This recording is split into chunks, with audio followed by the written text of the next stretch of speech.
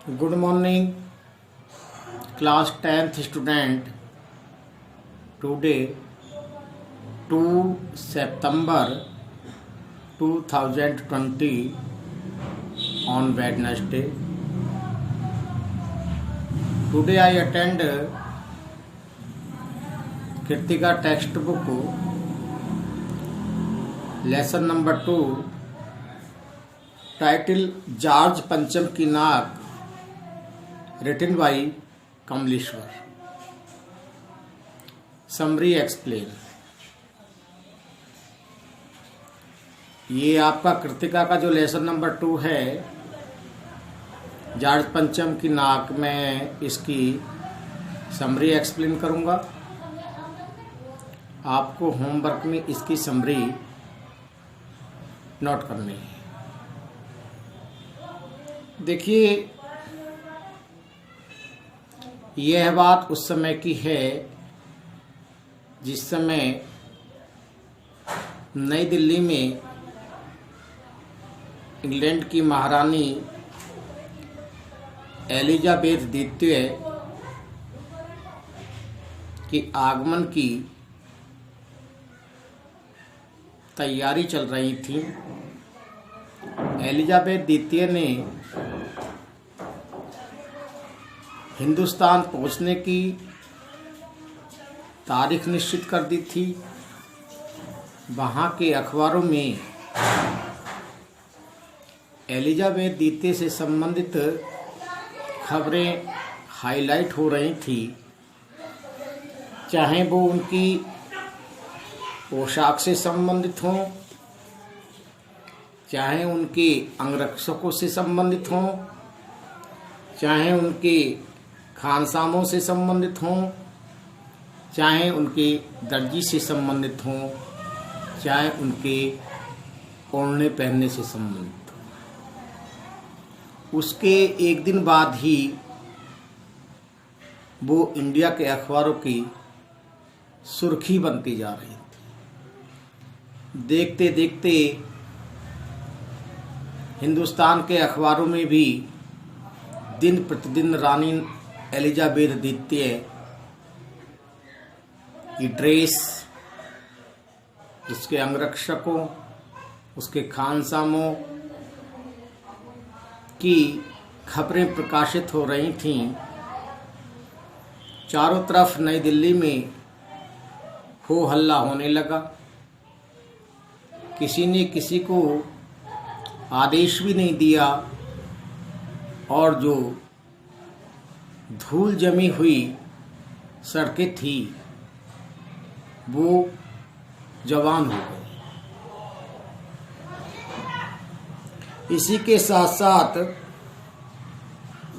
रानी Elizabeth की जन्मपत्री भी छपी, प्रिंस फिलिप के कारनामे छपे, उनके नौकरों, बावर्चियों, खानसामों, अंगरक्षकों की पूरी जीवन परिचय छपे। शाही महल में रहने और पलने वाले कुत्तों आदि तक के जो हिस्ट्रियां हैं वो अखबारों की सुर्खियों में छा गई। इन खबरों से हिंदुस्तान में सनसनी फैल गई, राजधानी में तहलका मच गया और चर्चा में आया कि रानी एलिजाबेथ ने जो हिंदुस्तान आगमन के लिए पोशाक तैयार की है वो हल्के नीले रंग की है और उस पर करीब 400 पाउंड खर्चा आया है। 400 पाउंड का मतलब लगभग 5,000 रुपये का खर्चा। तो हिंदुस्तान की जो सरकार थी, जो सरकार की नुमाइंदगी करने वाले थे कि जो रानी एलिजाबेथ इतनी महंगी ड्रेस पहन करके आई है उसके लिए कुछ तो होना चाहिए, इंडिया में कुछ नया होना चाहिए, उसका सम्मान हमें कैसे करना है, इस पर चर्चाएं शुरू हो गई।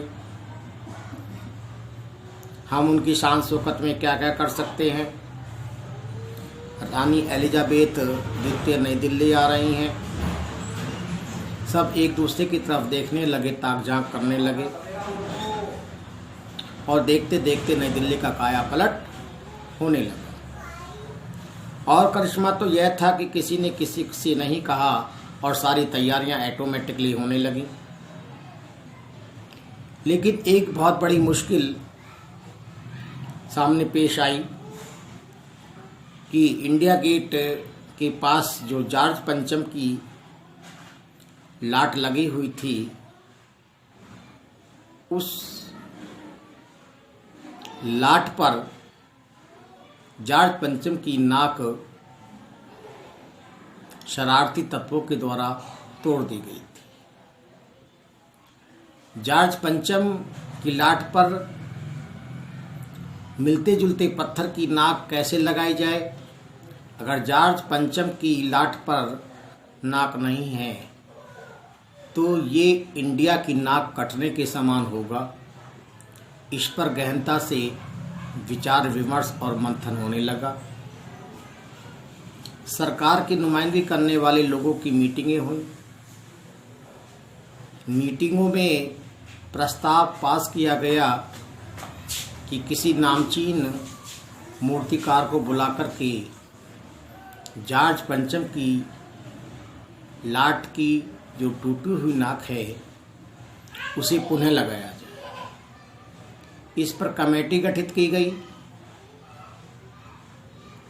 अधिकारियों ने भाग लिया। मूर्तिकार को बुलाया गया। मूर्तिकार उस कमेटी के सामने प्रस्तुत हुआ और उसे आदेश दिया गया कि जॉर्ज पंचम की जो लाट इंडिया गेट के सामने लगी हुई है, उनकी नाक टूटी हुई है, उसी जैसे पत्थर की नाक लगनी है। उसमें जो कुछ भी पैसे का खर्च आएगा वो तुम्हें मुहैया कराया जाएगा। उसने अपनी रजाबंदी दे दी क्योंकि मेहनती कलाकार था, बुद्धिमान भी था, परंतु उसके पास पैसे का अभाव था। उसने बहस इस बात पर थी कि जॉर्ज पंचम की नाक रहने दी जाए, जो टूटी हुई नाक है उसे यथावत रखा जाए या उसे नाक लगवाई जाए। कमेटी में पास हुआ कि नहीं, अगर जॉर्ज पंचम की स्टैच्यू पर नाक नहीं लगती है तो ये इंडिया की नाक कटने के समान होगा। और इसी के साथ साथ मूर्तिकार को जो पहाड़ी क्षेत्र थे हिंदुस्तान के अलग अलग राज्यों में, उस पर जानने का जिम्मा सौंपा गया और जो स्टैचू का पत्थर था जॉर्ज पंचम के, उसी के समान पत्थर की खोज करके पत्थर को ला करके नाक लगाने का जिम्मा मूर्तिकार को दिया गया। परेशानी की बात थी, इज्जत का सवाल था हिंदुस्तान के लीडरों के सामने, हिंदुस्तान की सरकार के सामने।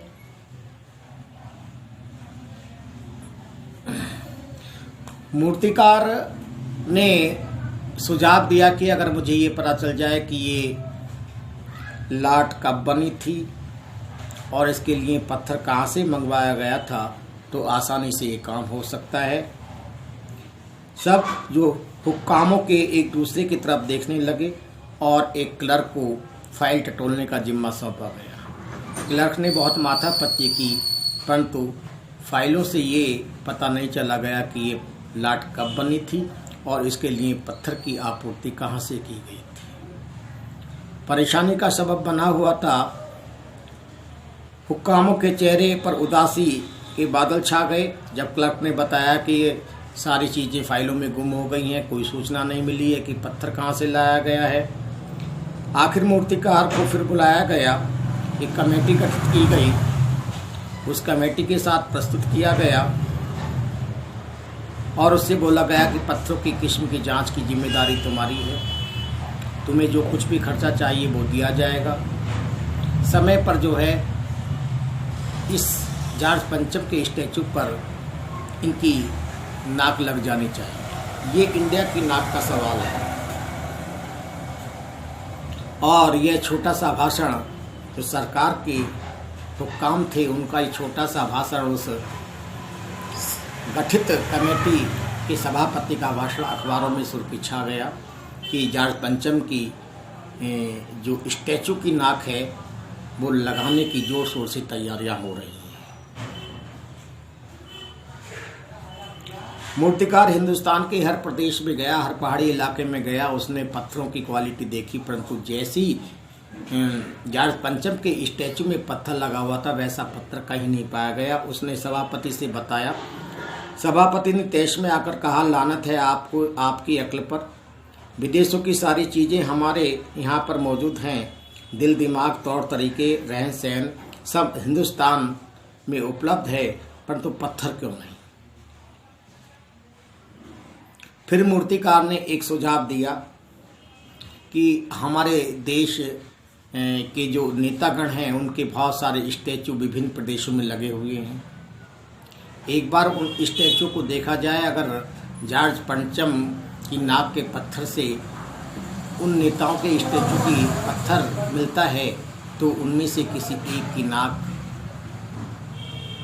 को काट करके जॉर्ज पंचम के स्टैचू की नाक पर लगा दिया जाए। जॉर्ज पंचम की नाक की माप मूर्तिकार के पास थी। मूर्तिकार समस्त प्रदेशों में जो नेताओं की स्टैचू लगे हुए थे, चाहे वो पश्चिम बंगाल हो, चाहे बिहार हो, चाहे महाराष्ट्र हो, चाहे उत्तर प्रदेश हो, वो सारे प्रदेशों में घूमा। वहाँ के नेताओं के स्टैचू को देखा, उनकी नाक